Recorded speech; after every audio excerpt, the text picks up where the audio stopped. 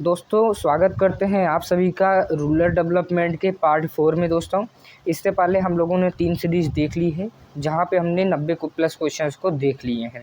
आज दोस्तों 92 क्वेश्चंस से हम आगे के लिए बात करेंगे दोस्तों। ठीक है, तो चलिए बिना किसी देरी के वीडियो को शुरुआत करते हैं।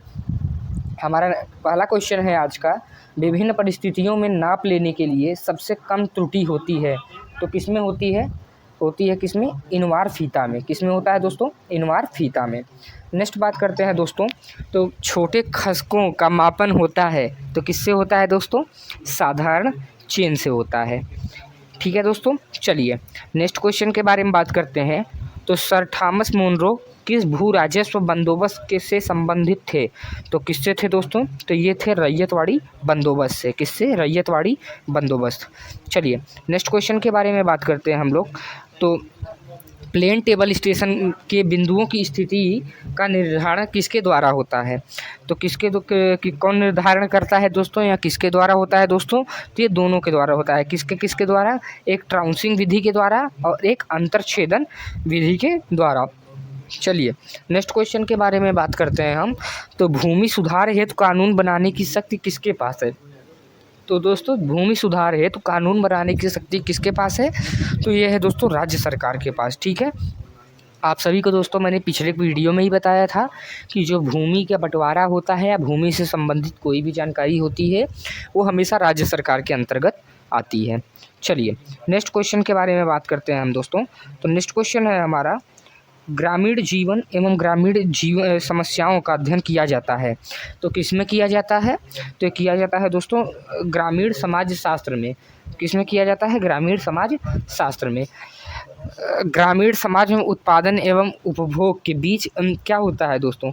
तो क्या होता है? हमेशा संतुलन बना रहता है। देखिए दोस्तों, ग्रामीण समाज और उनके उत्पादन, इन दोनों के उपभोग के बीच में क्या होता है? संतुलन हमेशा बना रहना चाहिए। चलिए नेक्स्ट क्वेश्चन के बारे में बात करते हैं। तो खतौनी में लेखपाल परिवर्तन करता है तो खतौनी में लेखपाल क्या परिवर्तन करता है दोस्तों? तो खतौनी में लेखपाल जो है वो क्या परिवर्तन करता है? वो करता है लाल रोशन नाई से। क्या दोस्तों? लाल रोश नाई से परिवर्तन करता है। चलिए नेक्स्ट बात करते हैं। तो लेखपाल के कागज़ पर हस्ताक्षर होते हैं तो दोस्तों लेखपाल के कागज़ पर किसके हस्ताक्षर होते हैं? तो ये होते हैं दोस्तों राजस्व अधिकारी के। देखिए लेखपाल दोस्तों लेखपाल होता है तो वहाँ पे राजस्व अधिकारी के क्या होता है? साइन होता है। चलिए नेक्स्ट क्वेश्चन की तरफ बढ़ते हैं। तो हमारा नेक्स्ट क्वेश्चन है दोस्तों, ग्रामीण अर्थव्यवस्था में तीव्रता से हो रहे परिवर्तनों का सबसे प्रमुख कारण क्या है? तो दोस्तों सबसे प्रमुख कारण क्या है दोस्तों? तो ये है सरकार द्वारा नियोजित योजनाएं। दोस्तों ये प्रमुख कारण है दोस्तों जो कि ग्रामीण अर्थव्यवस्था में तीव्रता से परिवर्तन हो रहा है।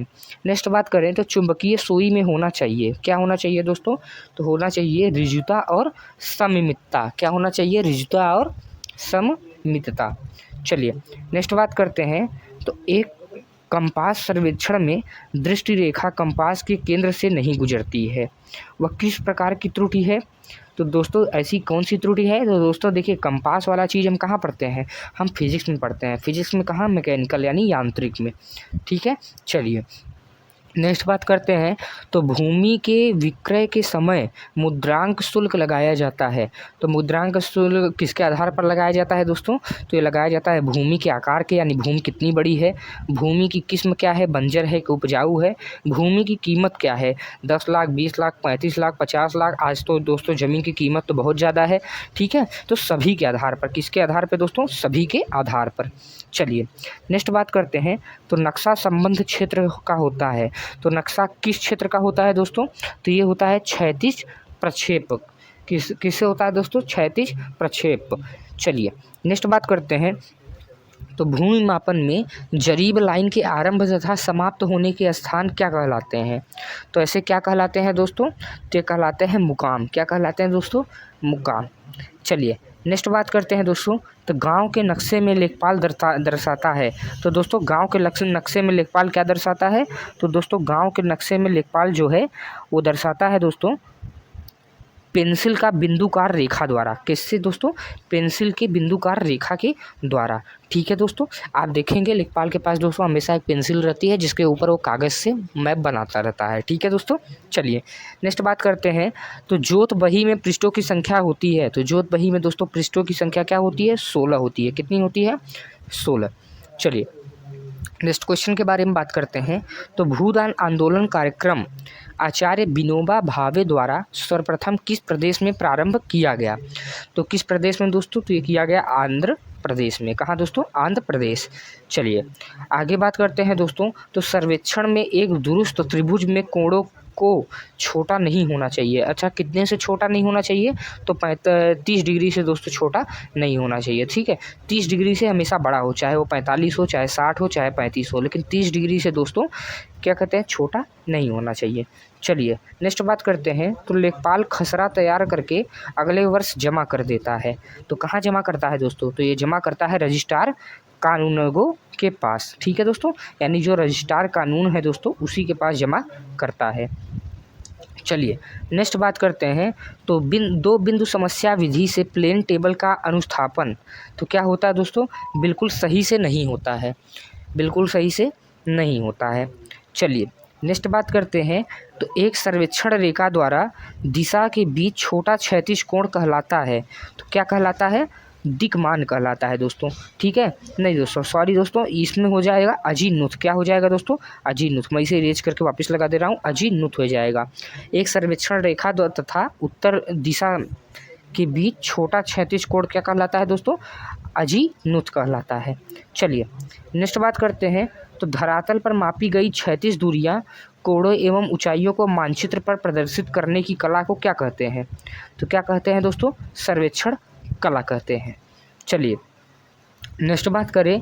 तो एक चुंबकीय सुई के उत्तर तथा दक्षिण सिरे पर पढ़े गए पठनांक का अंतर 180 आता है। ठीक है दोस्तों, कितना आता है? 180। तो इसका अर्थ है क्या? सुई क्या है दोस्तों? सीधी है। सुई क्या है? सीधी है।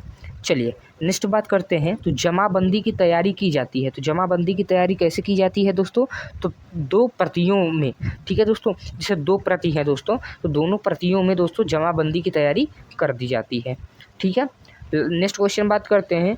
तो भूमि की पैमाइश नाप, जिसे पैमाइश दोस्तों पैमाइश को नाप भी बोलते हैं, तो भूमि का नाप का कार्य कौन सा विभाग करता है?